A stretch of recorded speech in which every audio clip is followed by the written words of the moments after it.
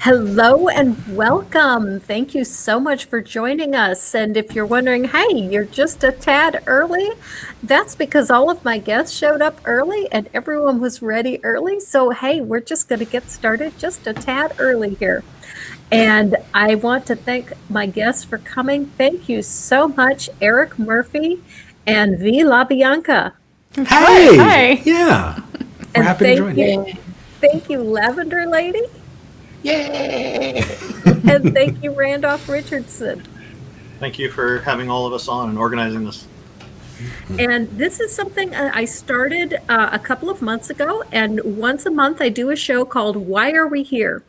And the show has two purposes. One purpose is just to get some exposure for different people and to bring together different people within the community that we don't normally see together so that people who would normally watch Eric and V, but wouldn't normally watch Randolph and Lavender Lady, can get to know each other.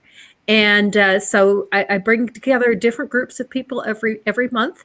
Next month, when we do Why Are We Here, it will be Thomas Westbrook and Aaron Ra, Nice. and it will be Math Pig and Mama Atheist, and I think there's one more on that panel, and I can't remember Nice. who Yeah. it is. Yeah. Yay. Thomas is actually my roommate. Oh, really? Yeah. I remember you guys talking about that before. Yeah. I think that might be how I was able to get his attention, because I actually was trying to get his attention for about 4 months before I finally got a hold of him. Oh, Sounds about right, honestly. yeah. He's a sweet guy. Takes us that Yeah. long to get his attention, too. Oh, Cynthia McDonald is the other person that will be on next month. Oh, okay. Nice. Yeah. Okay, and so for tonight, let's go ahead and get started and let everyone tell you a little bit about what they do on YouTube, why are they in the community, and why are they here. And V, let's let you go ahead and go first. Sounds good. Hi, everybody. My name is V. Hi, V. Hello, Stop V. it. I joined the atheist YouTube community about a year and a half ago when I moved down to Austin, Texas to join the atheist community of Austin. I was expecting to be like setting up folding chairs or maybe fiddling around with AV stuff with the crew, and ended up being conscripted into hosting. And so I host 2 shows with them, Secular Sexuality every Thursday at 7 p.m. Central, and Talk Heathen with this guy every Sunday at 1 p.m. Central. I also have my own channel, V Rose La Bianca. I put out animated videos called How to Skeptic, and they are basically about how to do research and how to be aware of your own cognitive biases, and that's very much informed by my background in journalism. But yeah, so I've been getting involved, and as for why I'm here, I grew up a fundamentalist, conservative Christian, the oldest of a very large family that was homeschooled and home churched and very much sheltered from the outside world. And in my Christian college days, I started questioning things, and by the time I was 10, I kind of had walked away. And it took me until 2018 and seeing the direction that the country was headed to kind of get active about everything. I lived in Columbus, Ohio for a while and ended up starting a grassroots atheist watchdog organization talking about, legislation that was being passed on a state level and how that was impacting religious liberties. And then I went to AACon, the American Atheist Conference, and met you. Hi. And you were like, you should come down to Austin. And I was like, ha, funny joke. And then I was here. So yeah, I just kind of fell into this because I'm passionate about being a voice for reason and truth. Yeah. Yeah. Yeah. I mean. So that's me. If you don't mind my asking, and if this is too personal, just say it's too personal, we'll move on. But what Christian college did you go to? I try not to send too much personal information out there just because I Okay. have friends and siblings who still go there. Okay, no problem. But it's very small, and Ah. yeah, it was like 2,000 students, so it's tiny little private Christian school. Yeah, you mentioned Columbus, sort of my old neighborhood. I grew up in Cleveland. Okay, yeah. I know Ohio, and I share your pain. Yes, it was there. It was the most culture shock I think I've ever experienced moving from Portland, Oregon to Columbus, Ohio. You mentioned Cleveland. We have in a nearby city here in Vancouver area, there's a dam called the Cleveland Dam. Okay. Nice. I'm not sure the history of it, but I always thought the name seems a little out of place. Well, there are 17 Clevelands in the United States, so. Wow. That is an amazing fact. How do you know that fact? I'm very curious. I just happen to remember it from having learned it many moons ago. That is amazing. It was in one of these, how the newspapers used to run these little factoids. Yeah. On the bottom corner. Yeah, there was one of those with 17 Clevelands in the United.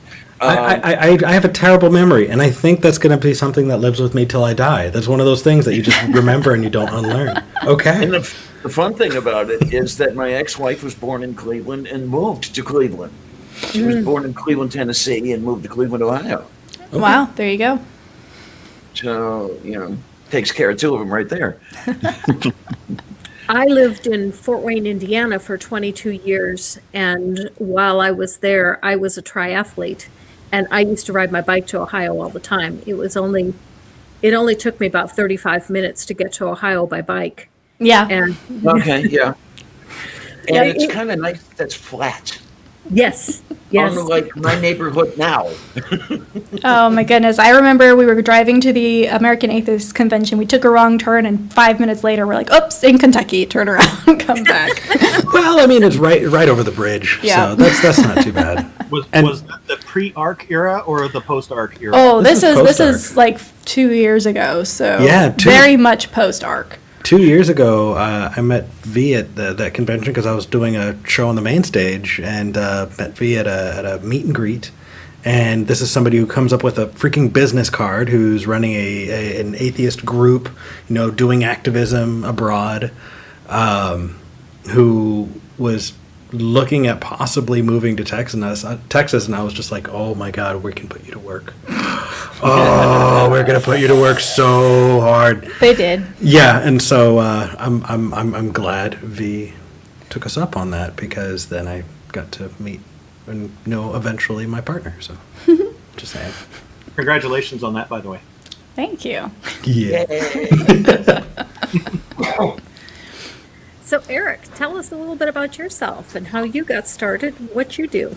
Whew.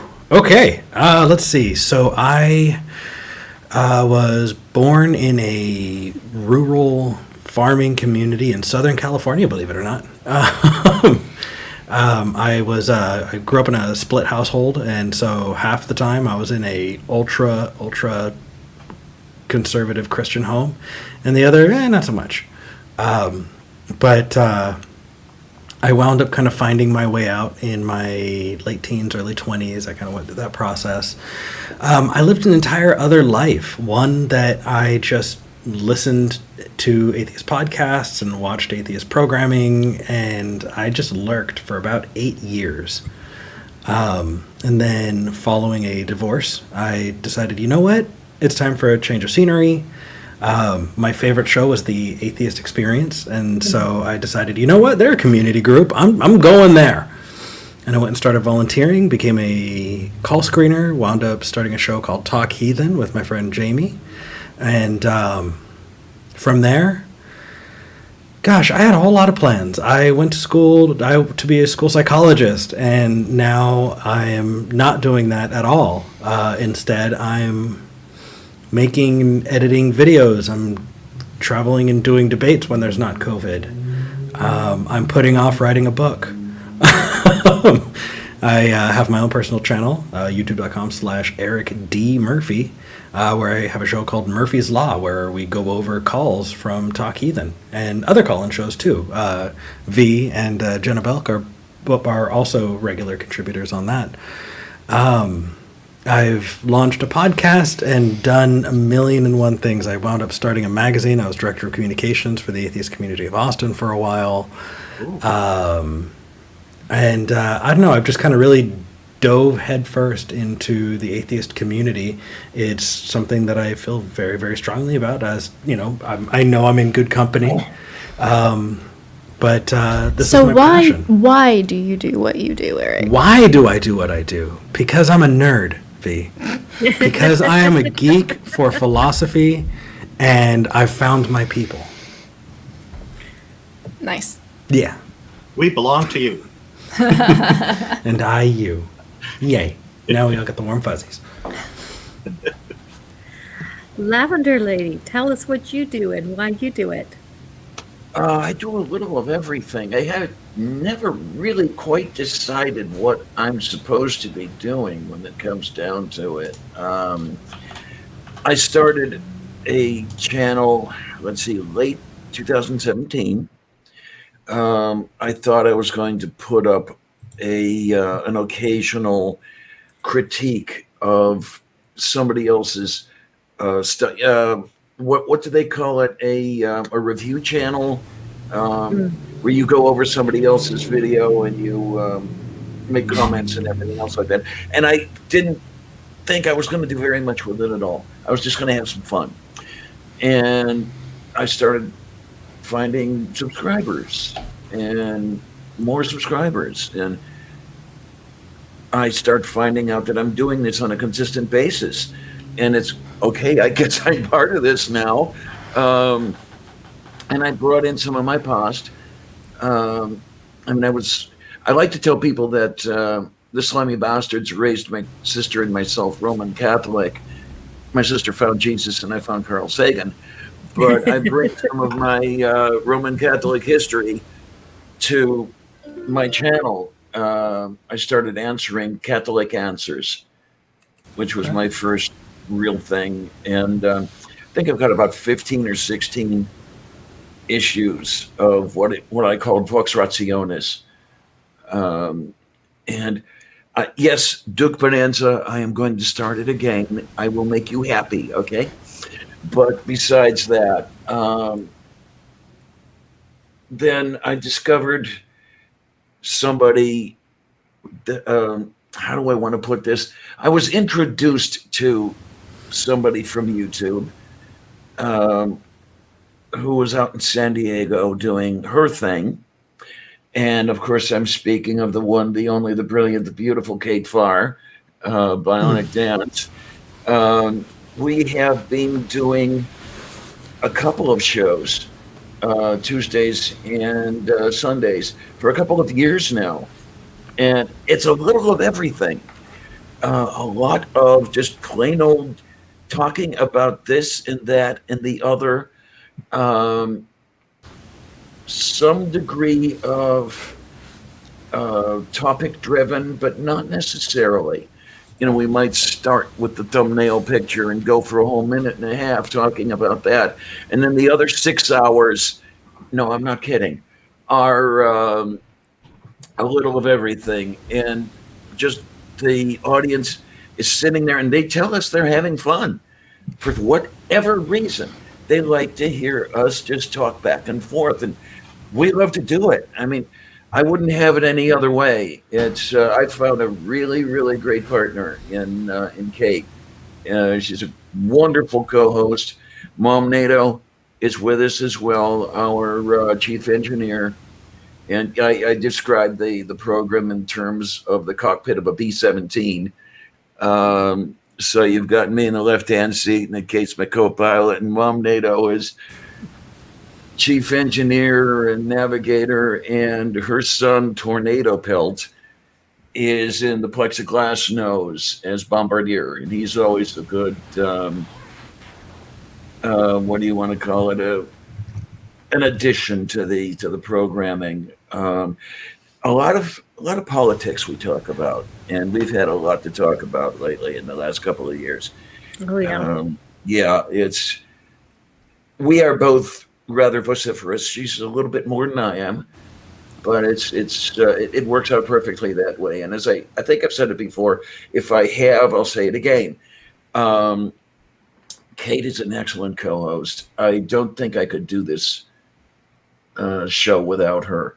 It's just great bouncing stuff off of her. She bounces stuff off of me. Gives me a heck of a hard time when the audio goes out.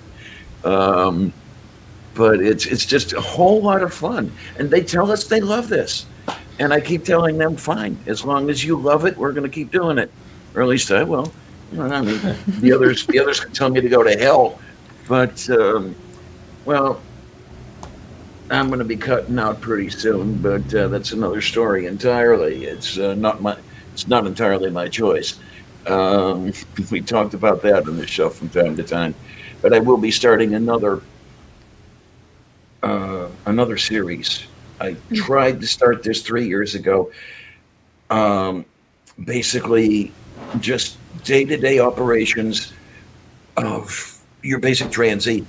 We don't have 3 heads. We're not from Mars. We're not radioactive. Here's one of us. You draw your own conclusions. And then Nice. when I discovered that I had some health problems, I decided, okay, I'm going to have to resurrect this thing and speak to that as well. So it's about living and dying, and we'll just take it from there, and hopefully it'll do some people some good. Yeah. Have I made enough of an ass of myself? And are you bored with me yet? Oh my! But yeah, that's Diana Clarion in a nutshell. Okay, very good. Thank you. Randolph, tell us a little bit about yourself. What do you do and why? Okay. I was born in British Columbia, Canada. I've lived here all my life. My family, my dad's a skeptic, and my mom is kind of a little bit Gnostic, but they decided not to infuse any religion into my life growing up. So I just I've never believed in any deities. I've always been an atheist. I've always been kind of free thinking has been encouraged. I was very fortunate with this because my parents had this attitude that if I want to get into it, I can decide when I'm old enough on my own without being led into it or pressured into it. And so my wife and I, we raised our own kids the same way. So this part has been good. Of course, when people talk about certain aspects of having left religion, I learn a lot because there's a lot of things that I didn't imagine would happen. Like some people talk about an angry phase because they felt sometimes even betrayed, and it's been quite eye-opening for me because I don't have that experience.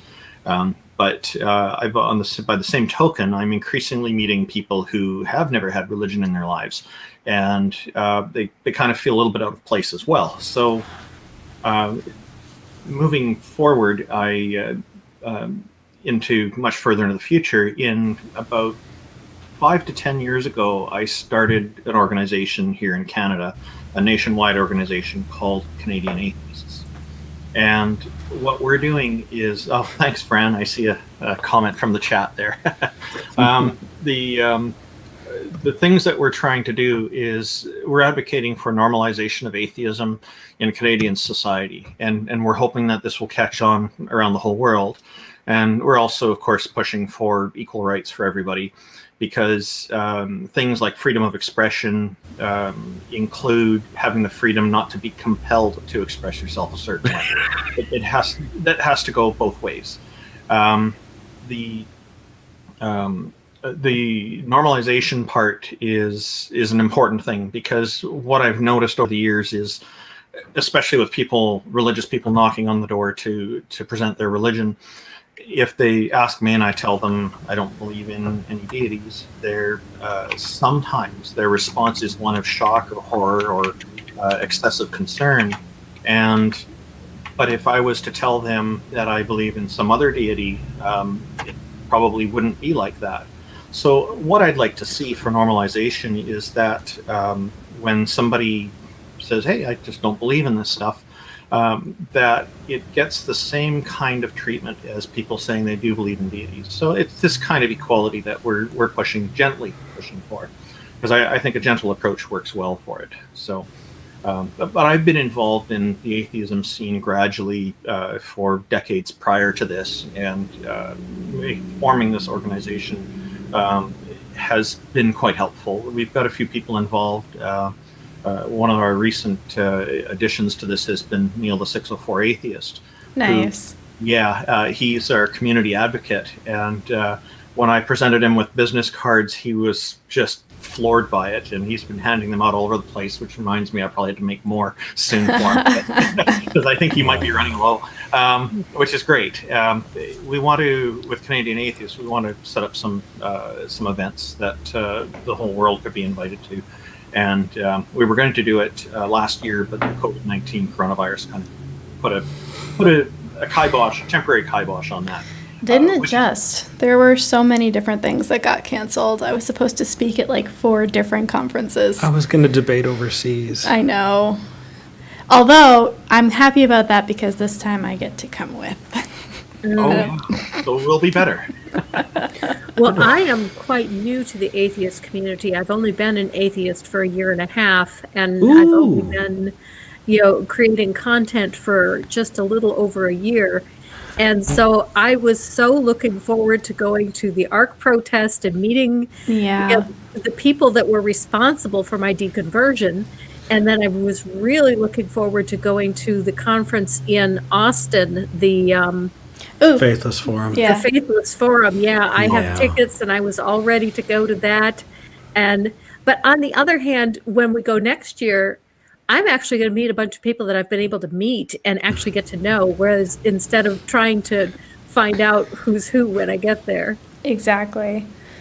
So I'm comforting myself with the same thing because I missed it last time by like a month, and then this time didn't get to go. So I'm excited to go to Faithless Forum as well. Agreed. Yeah, it's a good event. For everybody I've talked to who's been there has told me it's wonderful. So I've only heard good things about it. So. It was so much fun. I think it was one of the most fun times I've had. It was awesome. I think the first night I got there, I got to play Magic the Gathering with Kate Farr, actually. Matt Dillahunty is actually the first atheist I ever met, because just weeks after my deconversion, we went to Dragon Con, and my youngest has a lot to do with my deconversion. And my youngest said, "Mom, there's something called the Skeptics Track." And it was showing me where to go and took me to this atheist experience. I'd never heard of it before. And so I said, I want to ask a question. We got there like a half an hour early. We sat right up near the front, right next to the microphone. And I said, I want to ask a question. And my son is trans, but was my daughter at the time. So that I have a hard time deciding whether to say my daughter or my son, because that was before transition. But anyway, so my son said, "Mom, what are you going to ask?" And I said, and I wrote down my question. I said, "Oh, that's a great question." And so I got up there and I said to Matt, "I've been an atheist for a few weeks now." And I could have knocked Matt over with a feather. He's, "A few weeks now." Nice. Be a bit of a shock. Yeah. So why? Go ahead. Yeah. Tell us about you. How did you find your way out? Yeah, absolutely. It was Robin, my youngest, who, there's a lot to it, really. There was a lot of things that were going on for the years before Robin finally introduced me to Paulogia and Viced Rhino and Yes! Aaron Ra. And the three Best YouTubers. Those three are the ones that are really responsible for I'd say whoever made the sign for the ARC protest that said, oh gosh, no, I can't think of what it said. Incest and Genocide Park. Oh, Yeah. Whoever made that sign, that's the person that's responsible for the final straw. That's Jim Helton. Wow, Jim Helton, Yeah. bringing it in for the win. Jim was the president of Tri-State Free Thinkers at the time when they came up with that, and he, for a while, was the field organizer for American Atheists. He's a really good guy. Great family, too. Chrissy, I think, is a wife. Yeah, is and his currently the daughter president. is a spokesperson. Internationally activist. known, yeah. So congratulations to Jim. He's had a direct impact. Yeah. Send Good. me a Absolutely. contact for him. I'd love to chat with him. Well, that would be he'd like sweet. that, yeah. Yeah. So anyway, it started with something Randolph mentioned, it just trying to keep up the pretense of pretending that everything was fine when everything was not fine. And one thing that went on for years was trying to present a front to everyone that we were the perfect Christian family and Yeah. everything was Oh, good. boy. And part of that, there was so much pressure to put up that front because you went to church and everyone said, "Smile, Jesus loves you." And so I tried to keep up this pretense, and I'm a terrible actor. I really am. Watch my videos. Every now and then I try to act, and I'm really not very good at it.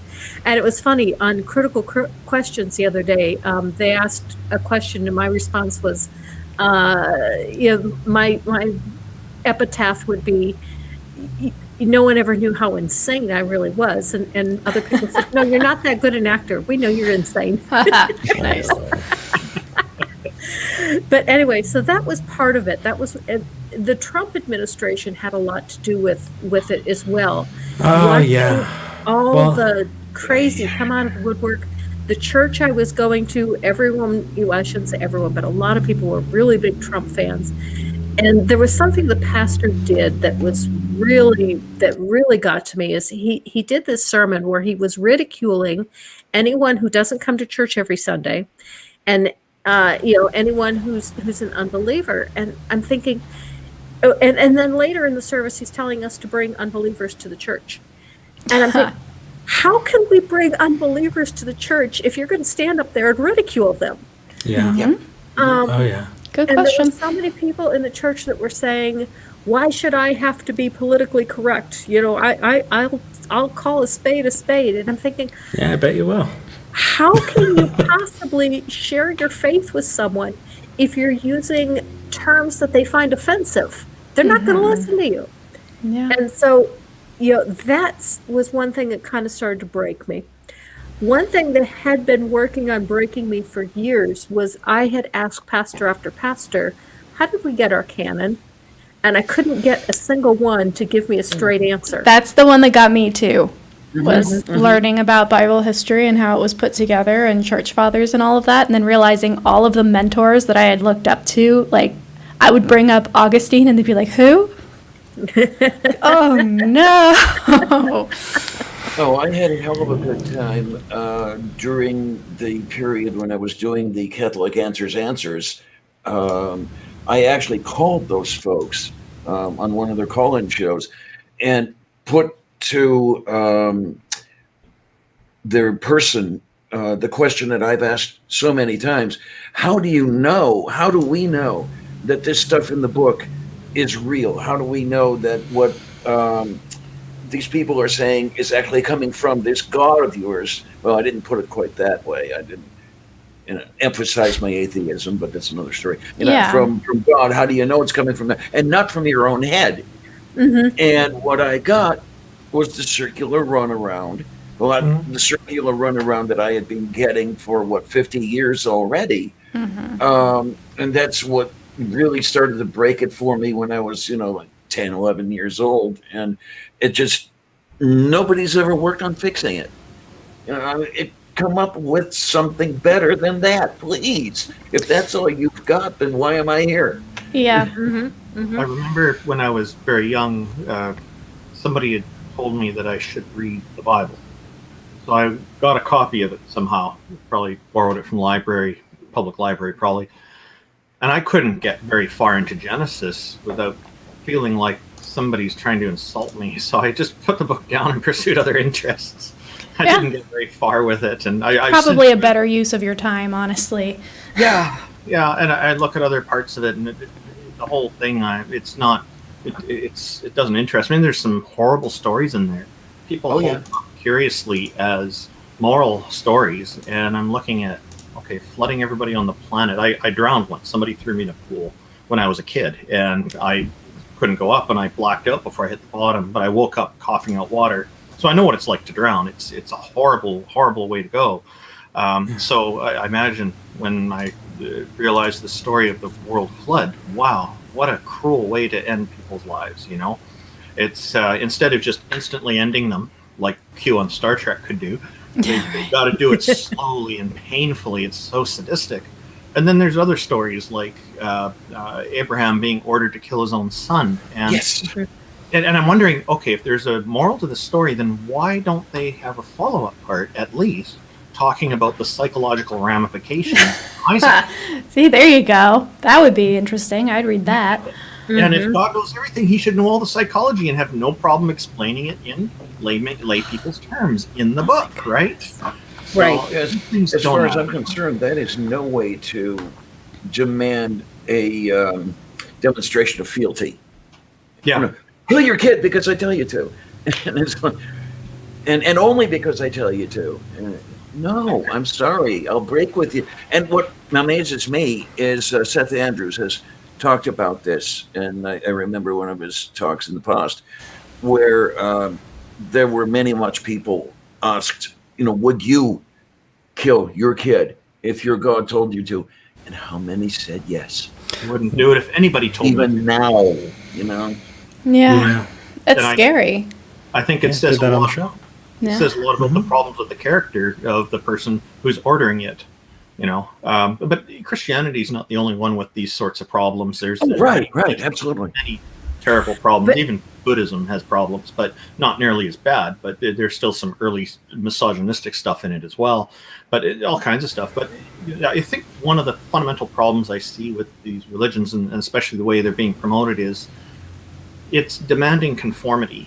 And if you don't conform, you're an outsider, and there's something wrong with you. And this division, I think, is very, very bad for society. And that's what I think we need to get away from, this kind of thinking as societies.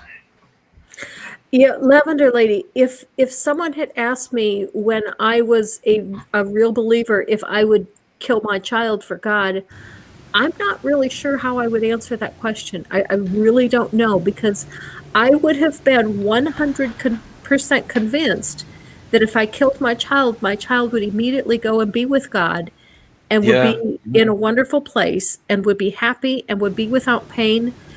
And so if I was 100% convinced that it really was God asking me to do it, I don't know if I would have done it or not. Well, and you can also say that when Abraham was tasked with killing his son Isaac, it was a test. He was never going to kill his son at all, and so it was just a test to see how far he would go. But he knew that God was never actually going to kill his son. Oh, I've heard that apologetic, and sorry, it's not convincing to me. Well, I mean, how about, would you pretend to kill your son? Would you fucking scar your child for life? So that you can get your God's jollies off? Is that good enough for you? Would you do that to your kid? Huh? I mean, it's right there. Jesus. The boy is asking, "Hey, Pop, we're going up to the altar. Where's the sacrifice?" It's up there. Don't worry about it. God, why do you talk so much? Let's just go. So, Abraham was acting because he knew it wasn't really going to happen. It's not much of a test, and God would have known that, right? Right. There you go. Plus, Right. what did Sarah know was going to happen? Because that's a sucky position to be in too. I really like Do you know what I went through? How old I was when I conceived this child? Yeah. What I like what Pastor even had to say is, if God commands you to sin, is it a sin? Mm-hmm. And No, it's not. Because sin is not something that is bad. Sin is something that God said not to do, which is why sin as a concept is useless when talking about morality. And some people say that sin is quite enjoyable. I mean, some things are pretty good. Some sin is I wouldn't fine. know. Yeah. But I'm jesting. I've done a hell of a lot of coveting, that's for sure. Which is normal. Yeah. There's. I mean, I like my neighbor's ass, so. Okay, then.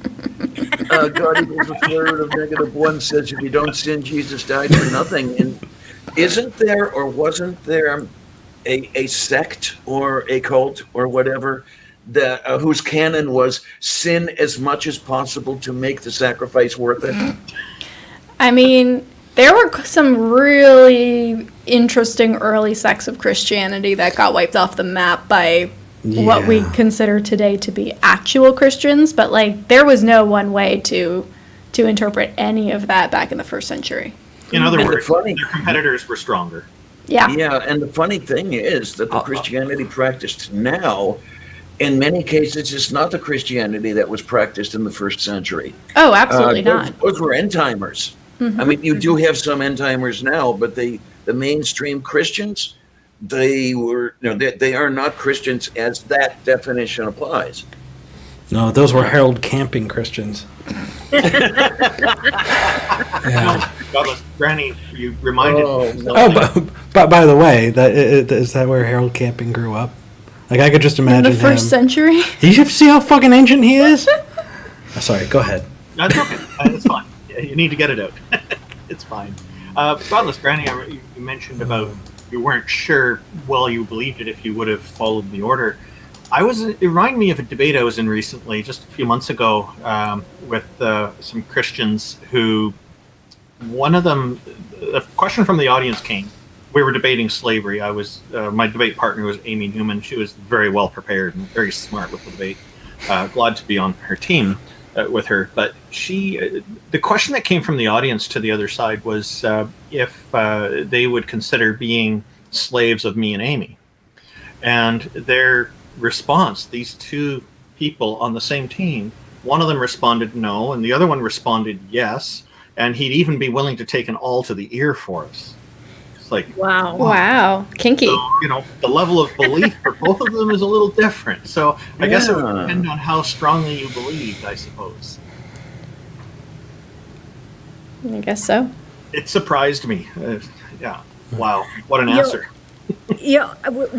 As I've been thinking about this more, I do recall someone posing the question to me when I was a believer, and I think the answer that I gave is that I couldn't possibly believe that God would really ask that of me, and so if I was asked to do that, I would say you can't possibly be from God because God would never ask that. Yeah, that's the answer my mom gives. I've tried that on her, and that's exactly word for word what she says too. It's ridiculous the kind of stable of characters they can pull from to either make you feel inadequate, just in any possible way, right? Just every possible. It's horrible. I'm sorry. I'm thinking about Job, and I'm thinking about Ruth, and it's just, oh God. That's the problem with free thinking. We can think about anything. And that is a problem.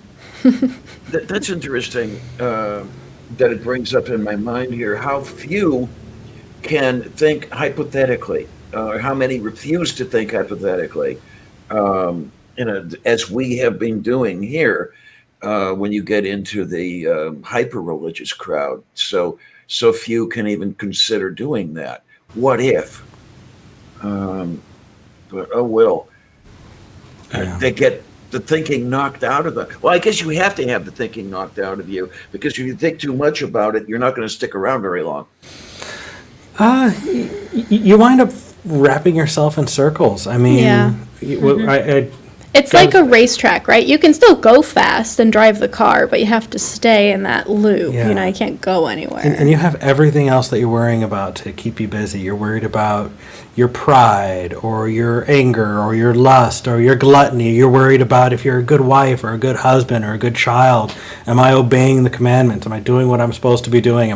There's constant, and then on top of that, there's this pressure that, the devil is out there and evil is invading the world, and you need to watch out for secular media. You need to watch out for TV, video games, books, radio. You need to watch out for, non-believers. Oh my gosh, you made a friend at your job and they're not your kind of Christian. You know what happens when you pull the coal out of the fire? It gets cold. You need to be among other Christians to be on fire for Christ. It's just fucking ridiculous. And don't even think about the unpardonable sin, or else you're done.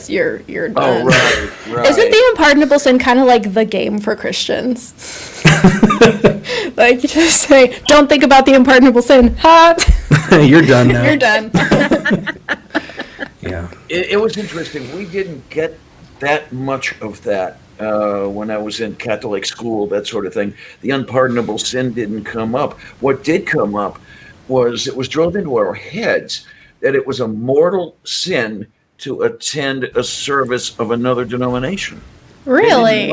They didn't want us seeing something else. Huh. I know when I was attending an Episcopalian church for a while, the pastor and his wife lived next door to a family that went to Church of Christ. And Church of Christ is one of the denominations that say, if you do not go to this denomination, you are not saved. Yeah. And Right, they yeah. became very good friends. And she asked her friend once over coffee, do you really think I'm going to hell just because I go to my church and not your church? Interesting. I'd like to know what the answer was. An awkward moment. Well, Yeah. It pretty much was. The answer was a very vague, non-responsive answer. Yeah. Well, God knows your heart, and I'm just going to drink my coffee now. Yep. Yeah. Basically, yes. Basically, yes. Yeah, my mom is friends with a Muslim woman, and their families are friends, and it's very weird because I'm like, Mom, do you think they're going to hell? Yes. Do they think you're probably going to hell? Yes. And yet you're best friends? Yes. Like, how? What level of cognitive dissonance do you have to deal with in order to, I don't know, have that going on in your head all the time? Maybe they got influenced by Canadian culture. That's There one you thing go. that's going This on. happens a lot here, yeah. But mostly because people keep these things pretty private here, and they're not so open about it as we see in some other countries. That's one thing that's going to be a little bit awkward for me when COVID is finally over. I have a neighbor who is a Muslim, and we got to be friends before my deconversion. And I haven't seen her since my deconversion. And she contacted me about 3 months ago and said, you want to get together when COVID's over? And I said, sure. She's a fantastic cook. You got to go see her anytime you can. People change. But I think she's going to be just absolutely shocked that, she met me when I was teaching a home Bible study. And I'm I was sure. trying to start an international Bible study. She's from Egypt. And and now I'm an atheist. Now, I've got a question for you. Are you so sure she's still a Muslim? It's possible that she's not, but considering who her husband is, that's extremely, if she's not a Muslim, she would not be able to show it. She would have to hide it. Fair. I am seeing quite a couple people asking what the unpardonable sin is, and it's essentially blaspheming the Holy Spirit is what the unpardonable sin is. And I know that gets taken a whole bunch of ways, like saying mean things about it, or saying that the Holy Spirit doesn't exist. Or I did read recently that blaspheme actually is rooted in just the concept of performing a holy task outside of the temple. Or like performing something holy outside of the temple. So it could be invoking the Holy Spirit when you're not in church or something. I don't even know what it means, but it's unpardonable. So how dare you? Holy Spirit right here in our studios, and that would be enough, huh? Honestly, if a theist is trying to convert you back, all you have to do is just be like, well, the Holy Spirit isn't real. There. Nope. Can't help me now. Nope. May as well save your energy. Tried it, didn't work. Didn't work. No, what they said is blaspheming the Holy Spirit. What it's intended is it's in your actions, and it's You have to flip at the bird. What do you have to do? No. Essentially, you have to be an evil person to blaspheme the Holy Spirit. That's, because the Holy Spirit's in you. And I'm sure only what that That's so person too. thought of as an evil person, though. You know, it was just 4 years ago here in Yeah. Canada that blasphemous libel was illegal. We have our charter. Really? Freedom of expression Wow. was brought in and protected back in the 80s. So that overrides it. Oh, metric thinking. Yeah, we're on metric here. Harmonica man's comment. But there was a petition put through, and I was one of the people, many people, thousands of people who signed it. And then it got through our political system, and then it got royal assent, and it got removed from our legal system. So even though if someone was to get charged under it before, it would still get the charter challenge and get thrown out. Now people aren't even at risk of being charged for it. So this is an improvement, and it surprised me. Now nobody's been charged under that law for at least 100 years, as far as I know. So it's kind of a dead law anyway. But See, that's the dangerous thing, though. There are so many old and outdated and horrible laws in the books that are still there that can be resurrected at any point. During the George Floyd protests in Portland, they resurrected a law from literally the civil rights era that had never been removed to make it illegal to gather and protest and call in like the feds in order to like beat everybody up. So yeah, the fact that it's taken off the books is important, not just that it's not being used currently. Right, because somebody could use it anytime. Somebody with a lot of money who just wants to cause a problem, maybe that's an avenue of attack for them. Even though they know they're going to lose, it still wastes the person's time and causes problems. So, yeah. I think in California you can still hang a man for stealing your horse. All right. I think, Wait, like you can hang a man? Yes. Like you If can someone- be like, if you someone stole my steal- horse, I'm gonna hang you, and they'll be Yes. like, that's fine, I guess. well, I mean, I'm sure they won't come willingly, but you know, In British Columbia, the province you I'm get in, excused for it. this is the only province where it's illegal to kill a Sasquatch. All right. I mean, then. Okay. dealing with the Good. important issues. Thank you so much, Jesse, for the super chat, who said, I have a friend who absolutely insists that no one will go to hell unless they blaspheme the Holy Spirit. It's her go-to response to my criticism of hell as a concept. One of the things that I say to the theists is, if the people who say once saved, always saved is true, then I'm saved. Yeah. There's no question that I was saved. So if once saved, always saved, I'm saved. I have fond memories of a discussion, of many discussions with a rather religious friend of mine back in high school. And we discussed once saved, always saved at length. I was still Catholic at the time. I'm trying to remember what his denomination was, but he was of the once always camp. And I couldn't understand how that worked, because I kept asking him, well, if you do something horribly evil, you still get a reward. And how does that work? And yeah, to me, there was no understanding it from my aspect. So I don't know. And then there's the whole element of, well, God knows whether or not you were saved. And then the question becomes, okay, well, if God knows your future, then don't you not have free will then? Like, there's... Oh, hello, Saichen Kate. How are you? Yep, there you go. My preferred response to that is, when I was a believer, I was 100% sure that I was a believer. I spent 42 years of my life dedicated to believing that this was true. If I can do that and not really be a believer, how can you know that you're a believer? Mm-hmm. Yeah. Exactly. And the answer is, well, I just know. Exactly. Yeah. Yeah. Well, I did too. Yeah, exactly. And then it becomes a he said, she said situation, and it's really useless to try and continue that kind of an argument. Mm-hmm. I got lucky with that, where I was never really that devoted a believer. The Catholicism I learned was an identity badge. to separate us from them. None of these people could recite a plank of Catholic dogma to save their lives, but they would point at Barack Obama and he's not even a Christian. Yep. Yeah. One of those deals. So It's a secret Muslim. Didn't you see his ring? Yes, absolutely. Oh my God. So that made it easier for me to leave when the time finally came.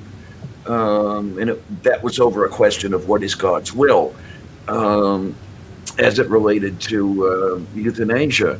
It was in a confraternity of Christian doctrine class, one of those Sunday school for the older kids.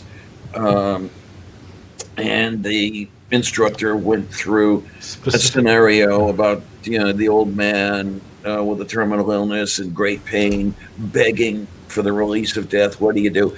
Up and down the aisles to each of the kids. And of course, they towed the party line. Comes to me, and I really hate to see him suffer like that. And he literally screamed at me, "But it's God's will." And I could only look. I couldn't say a word, but I was thinking very loudly. And I guess that's when really the first cracks started appearing. Yeah. Yeah. Sometimes it takes that one moment of like seeing behind the curtain, Have any of you seen the movie Yes, God, Yes? No, I have not. You gotta watch it. It's Where do we really find good. it? It's on Netflix, and it came out last year, and it's about this young Catholic girl who goes to a Jesus camp for the summer and basically deconverts.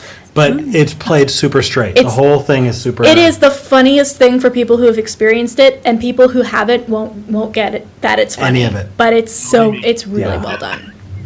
I'll still watch. I'm gonna have to find it. Sounds like Absolutely hysterical. Mom Nato sent me her Netflix account details, so I may have to actually go on there and. There you go. Yeah, she said, "Here, Diana, you need some entertainment." It's absolutely worth the watch. I've watched it twice already and probably will again. So yes, God, yes. Okay, gotta look that baby up. It's fun. It makes you feel good. Like I really I was enjoyed yelling with in triumph at the end of it. I was like, Yeah. yes. So it's not like Jesus Camp. It's No. actually it's good. I'm going to take a wild guess that Kevin Sorbo's not in it. Not in this one, although that would have been It hysterical. would have. In the context, once you watch it, you'll realize it would have been awesome if he was in it. That would have the been whole really thing's funny. played straight. Yeah. So it's just No, wait a minute. No, none of those bad words around me, okay?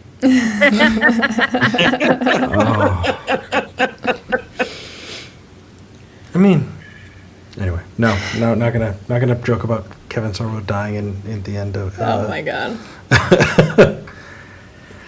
He did At the end, fine in God's Not science Dead. fiction, and then he got into those quirky movies after that. I was, I stopped paying any attention to him. It's like the bell curve. It's like, yay, Kevin Sorbo died in a car accident when you're a Christian, and then you get to be like an atheist, like the humanist for the first time. You're like, oh, that's so terrible. They're making fun of him while he's dying. And then you go right back down, and you're like, I probably would still make fun of him.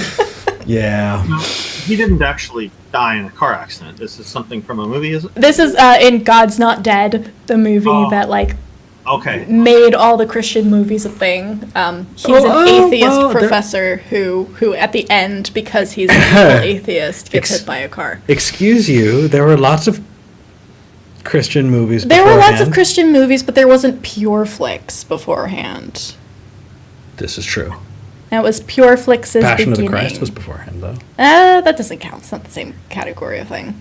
You want to hear something that's somewhat cringy with regard to Christian movies? My first date with my husband was to go see A Thief in the Night at a church. Ah, yes, A Thief in the Night. Wow. Thank you. Word. Fuck. Wow. That's rough. That's real rough. At least it wasn't The Shack. Now, I've read The Shack, but I don't think I've seen it. I think my mom was reading it and then put it down halfway through, scandalized because it portrayed God as a woman. She's like, "Ugh, I can't. Just Oh no. hid it away. Oh, please. There was also It's funny. My pastor was actually okay with that book, and at the time that that book came out, I was a church librarian, and I knew it was controversial. So I went to the pastor asking, should I get this book for the library or not? And he had no problem with it because it's the Holy Spirit that's portrayed as being female. And he said, the Holy Spirit has no sex, so it really doesn't matter whether the Holy Spirit is portrayed as male or female. As opposed to the other parts of God, like God has a sex. Jesus had a sex. Jesus had a sex, aka probably a trans man, but Thank you. That's my thought right there. right? Yeah. With Turner syndrome, by the way, because Jesus was haploid. Nope, I don't know a single Christian who's ever referred to him as goddess. It's always God. You'd think. And then you ask, okay, does God have a dick? And they're like, oh, how What does he use dare it you? Yeah. Is it a big dick? And with that, ladies and gentlemen, You sound like you're fantasizing there, Eric. Right. I mean, here's the thing. Just imagine going to an old pastor and being like, "Are you saying Jesus had a small dick? Because that's the alternative, right?" You know. oh God. He was younger. Maybe they'll just settle somewhere in the middle, say he's a grower, not a shower. No, they don't see shades of gray. It's either black or white. It's one or the other. Fair, and we all know Jesus is white. This is such familiar territory because this is the way many of our programs on Sundays and Tuesdays end up going. The random stuff that's the weird shit. You know? Yeah. Hey, you get us at 7 at night on a Tuesday. Like, this is what you get. Yeah, You guys, sorry. we're normally watching The West Wing or Newsroom or something. Trek. Or Trek. Going back to the ARC protest and what it was about that banner that finally, broke my faith, that was the final straw. It said incest and genocide park. And when I looked at that at first, I thought, how could you? I mean, that is so offensive. That is so wrong. It wasn't genocide. I guess they did kill everyone, didn't they?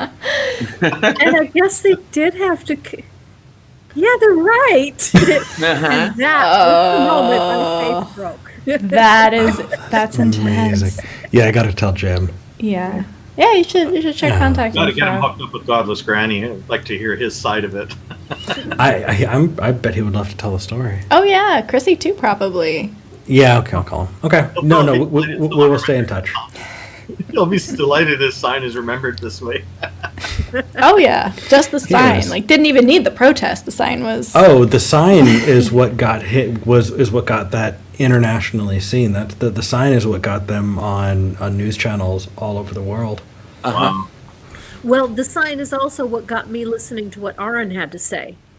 Oh, And then my, Aaron, yeah. and then Aaron, put the nail in the coffin. Understood. And he is such a big sweetie. I love that man dearly. He really is. I mean, that's one of the good things about the art protest. I got to meet some really great people. I got to meet this crazy guy with the curly hair over here. What the fuck is his name? I don't know. I heard he's an asshole. Yeah. I wouldn't. And Aaron and I got to sit around the table on Hilton's deck, and that was amazing. I mean, just one person to another. I mean, he is this worldwide known celebrity, and it's just another person that we're talking back and forth, and that was He's the biggest the teddy most bear. wonderful thing. Yeah, he is. He's a great hugger too, by the way. Yes, he is. I met Aaron and his wife when they were here a few years ago, seeing the BC Games. Gave them a ride back to the hotel. He's real happy. He said his favorite vehicle is a Suburban. And that's what I was driving. Okay. So Nice. It was a comfortable ride for him back to the hotel, and real nice conversation. He was very nice, willing to give lots of advice, and just all you have to do is ask. He's just very friendly and helpful kind of guy. I have a lot of respect for him. Yeah, It's amazing because when Purple Rhymes with Orange and I went on to the green, because Purple drove me down to the protest, Aaron was talking with a group of people, and he's through, and I kind of stepped up because we had already worked together a couple of times with a channel called NCG Studios, and I pointed in his direction. Do I know you? And this big smile, because we hadn't seen each other in a long time, but this big smile. Hi, how are you? And he keeps insisting that we had met in person before the whole, and there's having a good conversation, a good time. It's so friendly, for freak's sake. I mean, who the heck am I when you come down to it? When you get to the hierarchy of, I don't like to put it that way, but I think you know what I mean. The more popular people, the more widespread known. I'm nobody. I'm just this crazy transy with a channel. And yet to deserve that big smile as if he, known me for 100 years already. He's really good at that. I hold that thought. I do want to address that thought, but V and Eric need to go, and so I want to get a chance to say goodbye to them. But we will come back to that thought, Lavender Lady. Okay. But V and Eric, thank you so much for coming. I am so pleased that you were able to come. I am so pleased that I was able to meet you. I'm a big fan of Talk Heathen. Yay. And I've watched both of your channels as well, and it is so good to have you and to be able to meet you. Oh, thank you for inviting us on, and lovely seeing y'all. I know of all of you. I've talked with many of you at least once, so it's nice to catch up. It was delightful Great to meet you, V, and great to see you again, Eric. It's great to see you again, too. Happy New Year. Happy New Year. Happy New Year, you Happy New guys. Year. Bye, everybody. Stay safe. Your life. Okay. Even though Eric and V had to go, we are going to continue on and just chat for just a bit longer. And Lavender Lady, it's true that, some of us have bigger channels than others, but all of us are important. All of our voices are important, even if not a lot of us are being heard, because even if you're only being heard by a few people, you're still important to those people. And that's all that really matters. That's the interesting thing, is that the audience keeps telling me that they love to see our shows when they actually can't wait for Sunday and they can't wait for Tuesday. And it's like, I'm thinking, okay, you guys are all coming to see Kate, right? Okay, be honest about it. I mean, that's why I'm there. Actually, I met Kate on your show. I didn't know of Kate until I watched your show. She's amazing. She really is brilliant. What can I tell you? You know what? I can't tell you any more than you already know, all you folks. Oh, and she's doing all that stuff with the animation. Her work, I like it. I've seen it improving over the years. It's great what she does. She's making a more serious, longer one now, isn't she?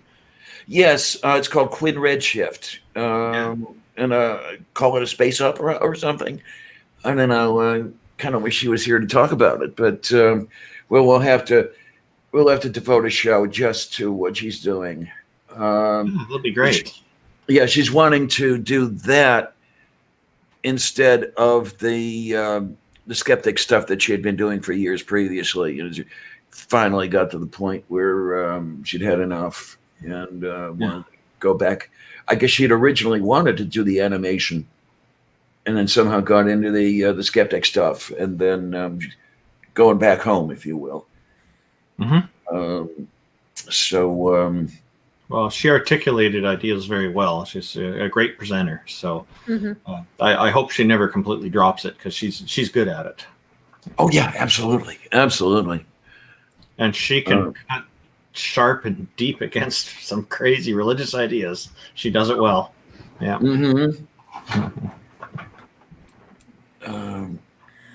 I was going to go somewhere with this, and I forget where I was going to go. So I guess earlier I was talking. I didn't get a chance to quite finish and say why I'm doing all this stuff. Is okay, yeah. So I mean, we could go there unless you wanted to continue. So. No, that sounds really like a good place to go for this. At this time.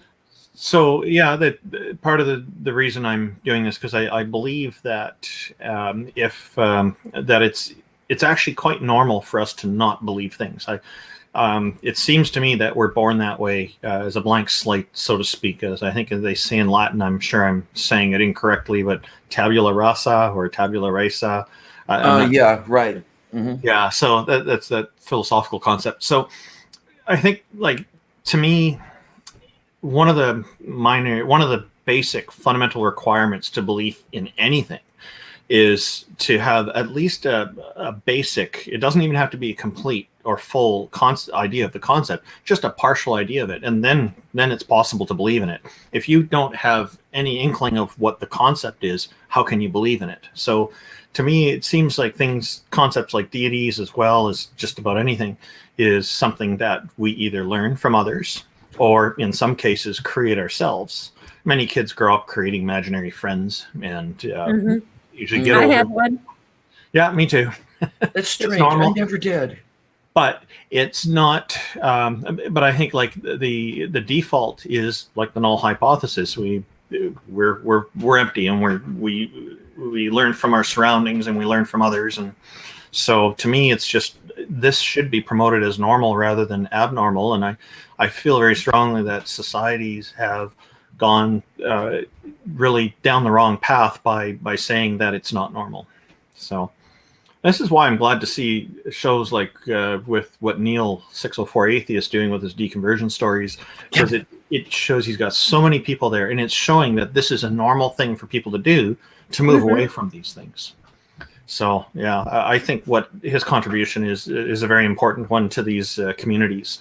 Definitely. And, yeah. I am so happy to see him get where he is, and He's doing so well. Going. Yeah, definitely. He still denies that he's famous. He still denies that he's famous. Oh, please. You don't believe me when I tell him that. And I've told him a few times already. He's famous. Yeah. So. Let's see. I wasn't sure where I wanted to go after that. The chat has kind of gone off onto a side tangent a bit, and I wasn't sure if I wanted to go there or not. It's okay. Yeah. Well, go where you want to. I see some interesting messages coming up in the chat. People are really thinking about all this stuff. This is an interesting concept. God had sex with Mary to conceive Jesus, who is himself God. So God had sex with his own mother to conceive himself. Yeah. Mary didn't consent to this, though. Would that qualify as rape? Actually, she did, because in the Magnificat, she said, "Do unto me as you will." So she really did. She said that before it happened. Yeah. Did you say? I thought for some reason that was after. Maybe it was. That was when she visited Elizabeth that she did the Magnificat thing. I can't remember at the moment when the Magnificat was. But, and then the other thing, she gave Johann Bach a call before she did it, but okay, that's a really bad one. It's my favorite Magnificat.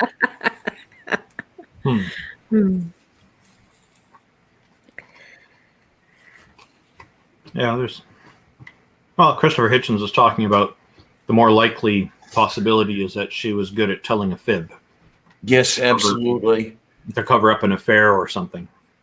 How the heck did he put it? Which is more likely that the laws that govern the universe should be set aside, or a Jewish vixen told a lie, or something like that. Yeah. So that's about right. It's pretty close. I don't think he used the word vixen, did he? But you got the point across. Or was it minx? Actually, don't remember. There was a word in there, and I forget which word it was. And God, I miss Hitchens. He died too soon. Yes, absolutely. Passed away too early. One of the things that I've been looking at and just shaking my head over is the connection between the whole Trump movement and the evangelical movement. And I get the whole connection with the abortion issue. And I realize that the evangelical community believes that they are married to the Republican Party solely on the abortion issue. Yep. But on the other hand, Trump is so against so much of what the evangelical community stands for that I just don't understand them not distancing themselves from him. I think that back in 2016, when he was campaigning originally, I sense there's a feeling of desperation with Republican supporters, and they just wanted to get the Republican Party elected no matter what. I think if Donald Trump was running exactly the same way, or pretty close to the same way, with the same disgusting grabbing cats and all this other nonsense, if he That's a way to put it. Yeah. If he was doing that, say, in the 1950s, there's no way that any political party would want him. Because right. Yeah. So the standards are quite relaxed now, is what this reveals to me. And people are just making this more important. They're after the power. They don't really care. All the other stuff it shows that religion is the tool being used to make it happen. And with so many different denominations, people ignore the details and say, well, in general, they need to do this or that. So, and in the general degree. I remember, I think it was Barry Goldwater issuing a warning years and years ago of be careful with this marriage of religion and the Republican Party. It's going to bite off the arse. And he's been shown to be quite correct. What I don't understand, how is it that the zealots actually worship Donald Trump? Not like him, but they worship him as a god. Exactly. You are heaven sent, Mr. Trump. That I don't get that. Some of them think that he is Jesus resurrected, he's come back, which to me, where's that come from? Well, damn. But there's also the issue of Paula White, who was brought into the White House as a spiritual advisor. And it seems that she's been, I saw some reports that she's been quietly, since being hired on, she disappeared for a while. You didn't see her in the public eye.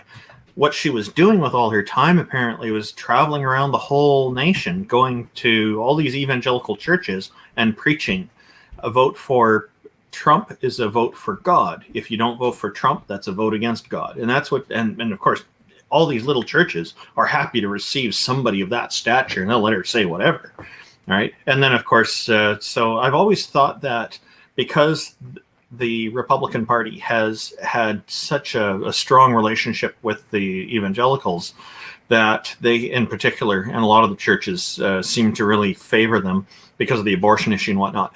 It's a lot easier for them to get people to vote than it is for the other parties, that, like the Democrat Party, that's not so closely linked with it, because they can just say, okay, the election, and all these preachers will tell everybody to do it, and they'll all remind each other to go out and vote. And so for the Democrats to get as many votes as they do, they probably are working quite a lot harder, to be my guess.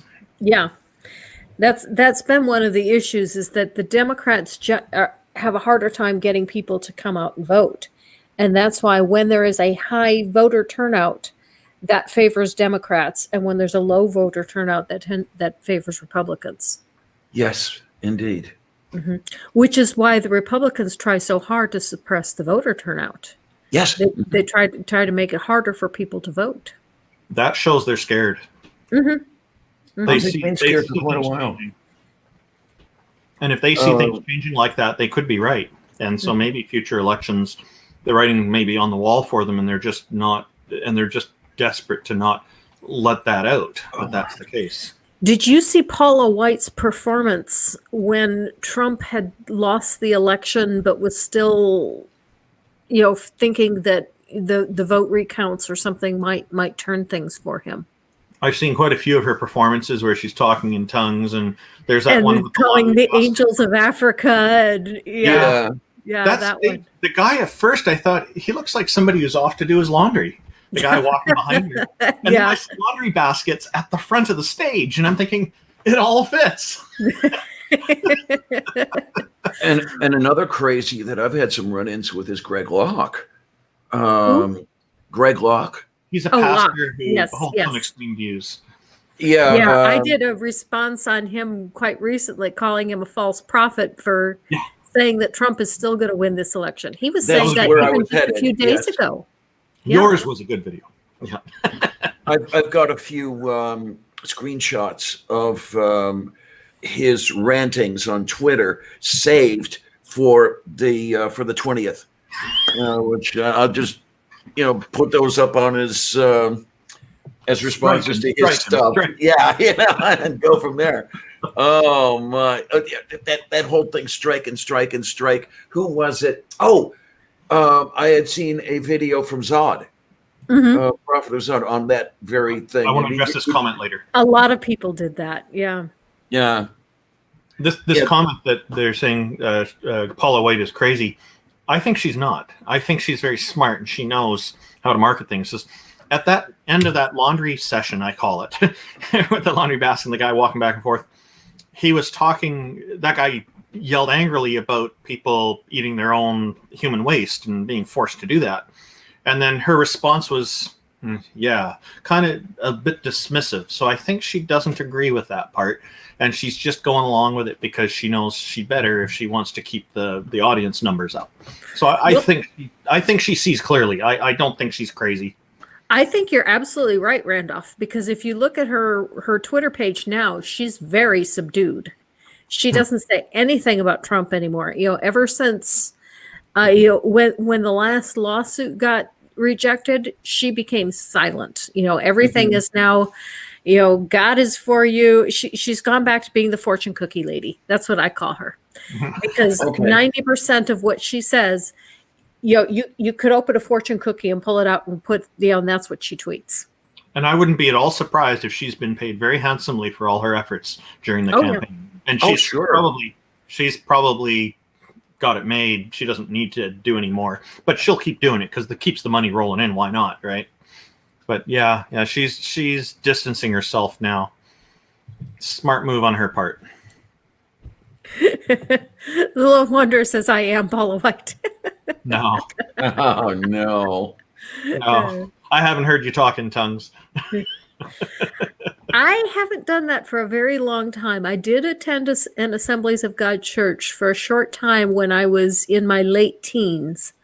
But I never really bought into it. I knew I was faking it the whole time.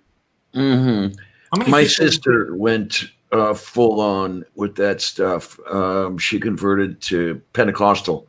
And did the whole thing, slain in the spirit, where you're rolling around on the floor like you have a seizure and doing the speaking in tongues. And I mean, so many of you have heard me do that.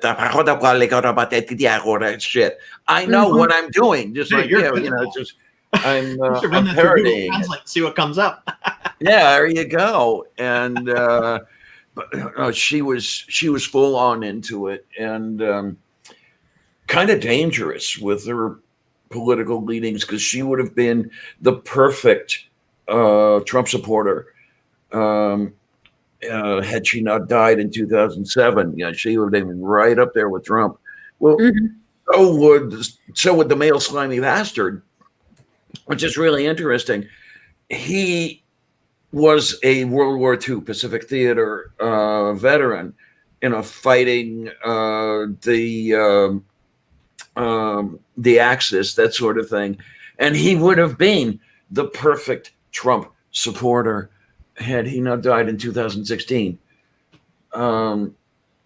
It's amazing what you can see people doing the supporting, what they were like before Trump came by. And he didn't change. That was him all the way. The direction just a bit. One thing that is a little bit odd about my personal background is I was not raised in a Christian home. My parents were Catholic when I was very young, and I was baptized into the Catholic Church, but they left the church when I was 7. And so I'd never really considered myself Catholic because I was too young to understand it when they left the church. And at that point, my dad became agnostic. Well, actually, my dad went all over the place. He tried Zen, he tried deism, he tried a little bit of everything. And I would definitely call him a deist at this point. Did you go to Woodstock? No, no. Oh. My parents were just a tad too old for that. Okay. Oh, Because okay, okay. Usually people going all over the place trying to find themselves. A lot of them have also been to Woodstock. That's what I've noticed. That's why I was asking. Okay. I was just a little bit too young for Woodstock. I was My 13.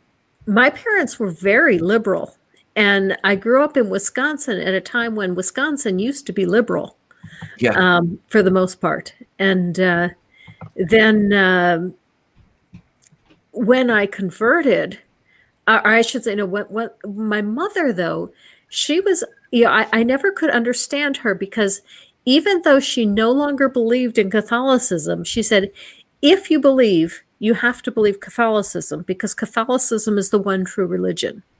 I don't believe in it, but it's the one true religion. And that I that don't was get the one thing I that. never quite, I never quite got that either.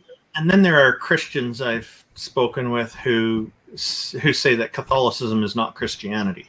Yes, Mhm. yes. Hmm. That's I not hear a lot uncommon. of that. Yeah. But all the Catholics I've spoken to all say, "Oh, we're Christian." Well, the one thing I find funny is the Christians that say that the Catholics aren't Christian. When they count how many Christians there are, they count the Catholics.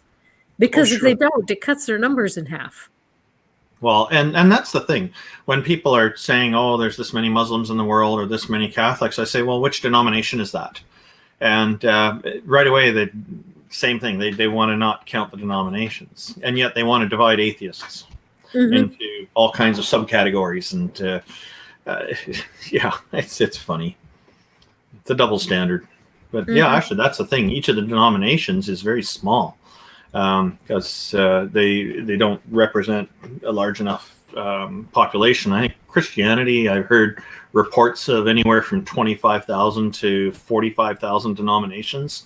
And I know with Islam, there's about 100 already that are known. And yet I talk to like a lot of Christians I find are willing to accept that there's other denominations. But I think it's because there are so many, and it's just so common. You go to all kinds of different churches, and there's different things that are all well known. But in Islam, a lot of the Muslims I've spoken to, they'll deny the other denominations. They'll say, "Oh, that's not true Islam. That's not a real thing," or they're just part of whatever their denomination is. But those people just don't know it. They're a little bit deluded. They'll come over eventually. So these kinds of things come up. So I think Islam's like early growing pains that Christianity's already gone through in a way. I was trying to bring up a comment, and the comments moved just as I grabbed it. Julie said, I didn't know other Christians didn't consider Catholics to be Christian until I was an atheist. Depends on the questions you ask, I suppose. And when you're a Christian, you're maybe not asking questions as openly and directly because of wanting to maybe not create too much of a stir and cause division. I don't know. I'm guessing here.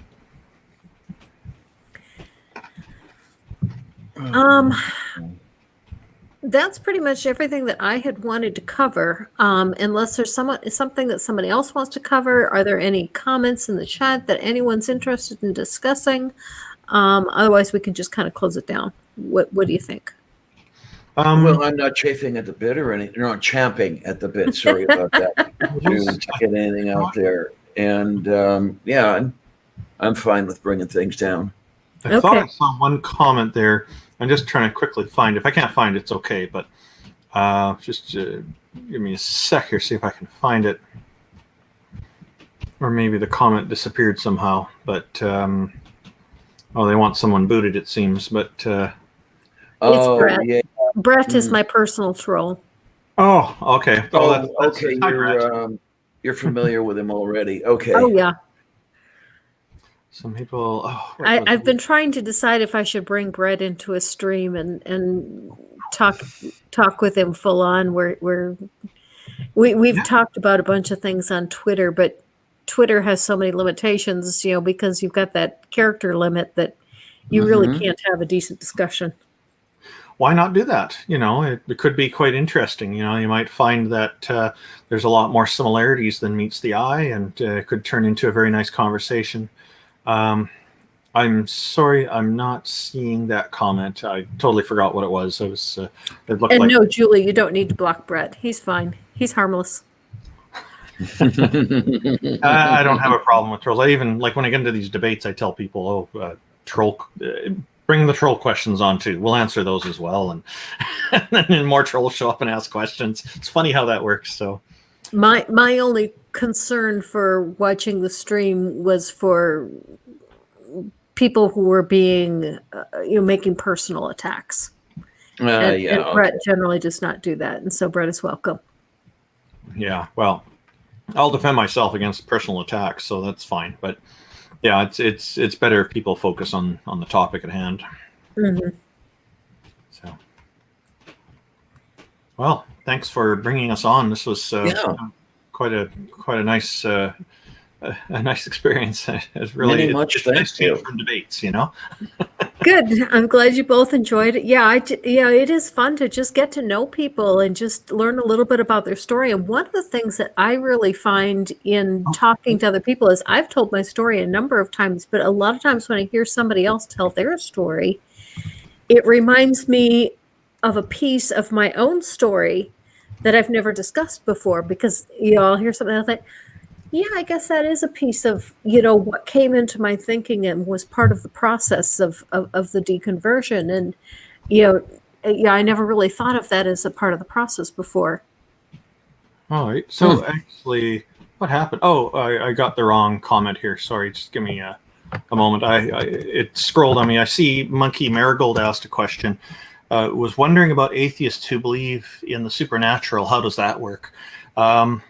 That's actually quite a fair question. Yes, it That's from is. That's a Monkey very good Marigold. question.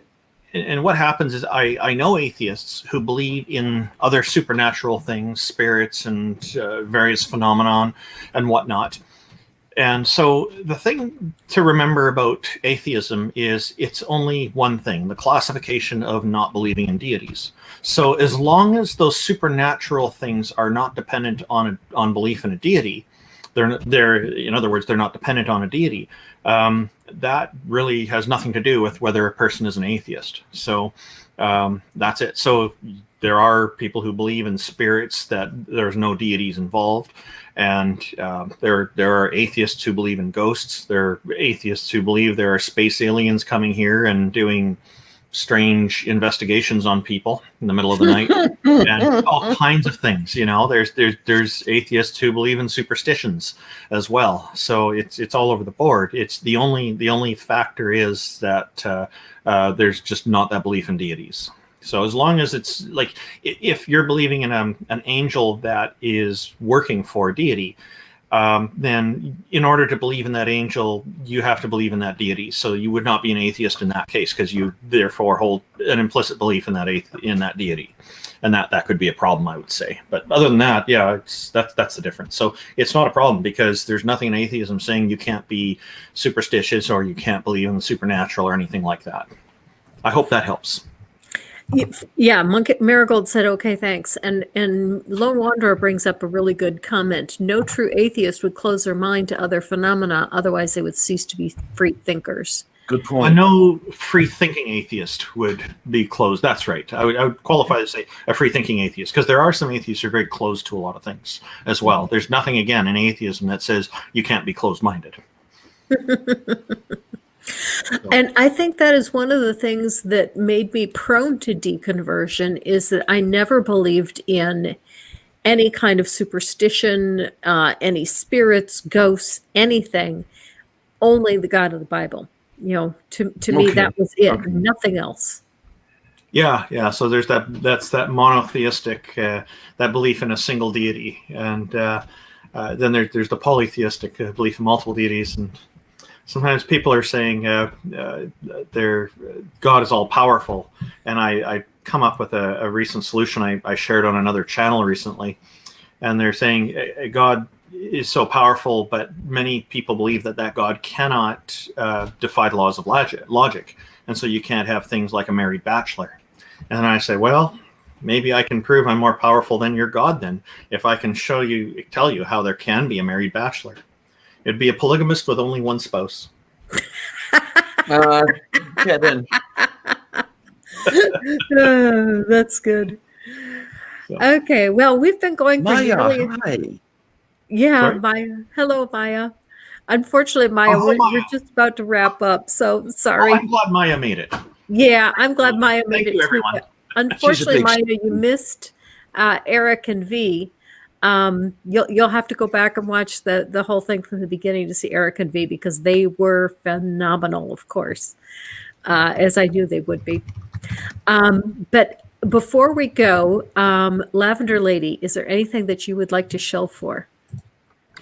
Okay, well, how about I show for the crew of the Lavender aircraft. There's myself, of course, in the left-hand seat, and there's Kate, the one, the only, the brilliant, the beautiful Bionic Dance, who is my co-pilot, who has tasks of her own out there. Please, tune into her, especially with her animation that she's getting onto. And then, of course, there's Chief Engineer Navigator Mom Nato. She does not necessarily have a channel, but she shows up on the Science Strike Force movie night on Fridays, where I should be and never am, but that's another story entirely. And Tornado Peld as well. Our bombardier is also part of the movie night. And please find these people and tune into them. And please come by our shows.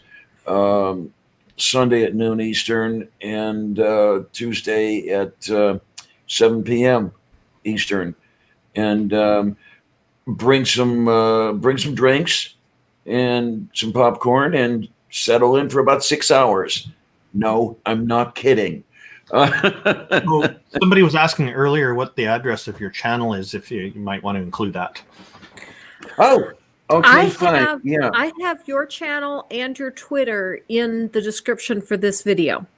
Oh, it's already And there. Okay, yeah, then. it's already there. And Randolph, yours is your let's say I think it's your website that is in there for you because I Okay. took whatever you had on your Twitter page and I put that on in the description. Okay, so oh yeah, I thought I sent you the media kit, but that's fine. Oh, So Maybe that's in the. I'm not sure what I all put in there. I think no problem. whatever you sent me is in there. Okay. if I can Sure, open my great, thank big you. mouth. Sure, go ahead. Brett asked a very interesting question. Brett asked, why do children need to be taught right from wrong? More that they are taught the norms of the society into which they were born. Not necessarily right versus wrong, but what everybody else is doing. Because remember now, children born in Germany in the 30s were taught right versus wrong, as you would call it, but it wasn't necessarily a moral question. They were taught how to be good Nazis. So there is a little bit of a difference going on there. Yeah, because it's morality is subjective, and that exemplifies it very well. And I would say that the question could apply to adults as well. Mm-hmm. Yeah, I mean, we had to know some sort of right versus wrong before these things were codified, because we wouldn't have made it as far as we did if we didn't know that. We are a social species. We have to be good to get along and keep going. So yeah. One could even apply that point, which is an excellent point, to the story of Abraham. Abraham ordered to kill his own son. He had to be ordered to kill his own son because normally he didn't think about doing that. Why would he normally think about doing that? Why would it have troubled him so much, right? Yeah, yeah, because I do believe he was troubled as far as the story goes. Yeah, because he knew better than his God, but still followed his God out of fear of blackmail. Yes. Yeah. And I think Brett has misunderstood the answer because his response is children could never do anything wrong, could they? And no, that is not right. Depends Because on the moral standard, but yeah. Yeah. So It's a good thing they're dead, because were you to talk to the slummy bastards about that, they'd tell you everything I did wrong when I was a kid. I did wrong stuff when I was a kid too. It's yeah. And of course, I did the unspeakable. I transitioned. Oh boy, well they would be rolling in their graves now. Very probably rolling in. They disowned me when Oh. I came out. So yeah, it's one of those things. So kids can do something wrong even when the kids are in their 50s. So one of the things that I'm promoting with Canadian Atheists is the idea that people are more important than ideas. Mhm. And Yeah. it's so important. And here's a good example. And parents are putting ideas above their children, and then they're abandoning their children by disowning them or whatever. It's just, this is not helpful to society. This is not healthy. This is wrong, and it causes so many more problems. Children especially need support. Oh yeah, absolutely. If there's anything I would be able, if I could do it, I'd love to be able to give assistance to the younger children who know that they are trans and are in the family situation similar to that, which I found myself. I had to shut my mouth for years and years, otherwise I would have been a 10-year-old on the street. And if there would be a way I could give a hand to any 10-year-olds out there who found themselves in a position like that, I would love to be able to. The problem is that there are so many legal problems that you run into with that sort of thing. Mhm. So Why don't you make a video talking about how people can help kids? I guess I'm going to have to try that, because one of my original ideas was to do some trans advocacy, and somehow that took a back seat to everything else, possibly because I was running into some problems in my own See, the community, way if you want to call it that. and the way I see it is that when people are transitioning, and I've told my kids this because they know people at their school, a few kids at the school who are going through this as well. They're, to me, and please correct me if I'm wrong about this, but I think I'm probably on the right track, is that when a person's transitioning, there's an awful lot of planning and work that goes into it. It's not a flippant decision by any stretch of the imagination. Absolutely correct. Absolutely correct. And what it's really about, I think, is a person wants to live honestly with as who they really feel they truly are. Mm-hmm. I mean, in my own case, it was decades that I labored over this. There was a good period where I was hoping and wishing, and if you want to call it praying, that I was simply a cross-dresser, because that would have been so much easier than what I did end up going through. You're getting encouragement to make that video. All right. Okay. I guess I'm going to have to sit down and try to start scripting. Yep, you have some work to do. Because I'm horrible at scripting. So I see it as personal integrity when somebody is being honest with who they really are. So I think that's great. You're going to make a video like that. It'll be fantastic.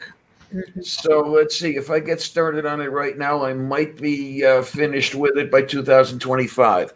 Okay, that'll give me a good reason to stay alive for a while. And one of the most important things about people making these kind of videos and doing the advocacy is that's another voice out there saying this is normal, this is okay, here are the things you can do to help people like this. And as more people do that, the more it looks normal to the general public as time goes on. It saddens me so much, the number of people who view being trans as being a pervert. And I can assure you it's not that at all.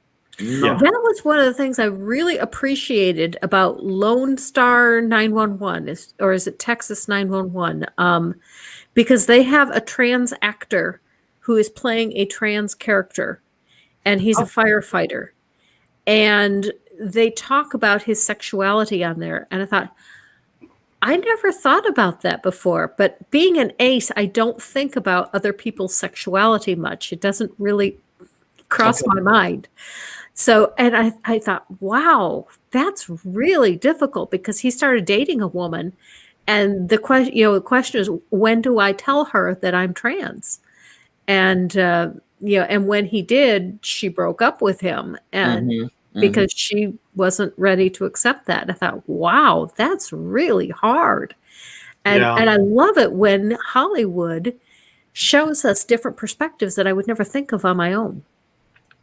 Yeah, I went through that whole breakup thing as well, and yeah, it's not an easy thing, and that's one thing you've got to be prepared for, because in the case of a trans woman, your female partner, however that relationship may be, may not want to be a lesbian. Mhm. I mean, I am a lesbian. I have no problem with that, but unfortunately, Melody had a little bit of a problem. So what are you going to do? Oh Yeah. my! Yeah, if you're already in a relationship, that can complicate things for sure, depending on sexual orientation and other factors, right? I can see that being a difficult thing to have to go through. Yeah, and the other one is late life transition. I was 52 when I underwent Mm. my transition, and that was because I had to keep my mouth shut for so long, and then you find a job, and you find a girlfriend, and you find another job, and all these situations where coming out is not necessarily conducive to a decent life of putting groceries in the defibrinator or any of that sort of thing, and it gets harder as it goes on. Um, but it was finally when I ended up alone. Melody took off and the whole thing, and it was okay. If I don't do it now, I'm not gonna I'm not gonna be around very much longer. It's gonna kill me if I don't do it now. So there you go. Took a lot of stress out of your life, I guess. Took some out and put some in. Yeah. Okay. It's a give and a take. Yeah. Mhm. I mean, unfortunately, I've been in a situation where I'm not able to afford the surgeries and that sort of thing, and that got in the way of a relationship, at least one. Mm. Because I didn't have exactly the right parts, so it's a little bit of a problem there. Yeah, and it's um, what do you want to say? What's the word about being let down or having a hard time? There's a word out there, and I can't think of it. That's what happens when you get old. You can't come up with these words anymore. Yep. Apathetic? No, disappointed. What is it? Yeah, disappointed is a good enough word. Oh my. Are you looking at Julie's comment? Yes, I am. It's a All matter right, of there you go. yeah. Orientation can be tricky. I'm lucky my spouse is non-binary. Well, frankly, genitals are not paramount in our situation. Okay.